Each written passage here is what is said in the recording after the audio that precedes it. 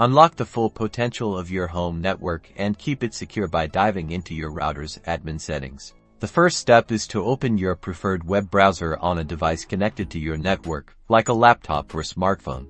In the address bar, you'll need to enter your router's IP address. The most common IP address for many routers is 19,216,811, but yours might be different. If you're unsure of your router's IP address, don't worry.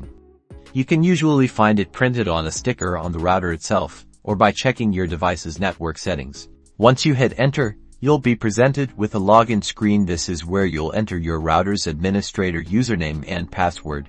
Just like the IP address, these credentials are often found on that same sticker on your router, or in the user manual that came with it. If you've never changed them, they're likely the default ones provided by the manufacturer. After successfully logging in, you'll gain access to your router's administrative settings. From here, you can change your Wi-Fi network name and password for enhanced security.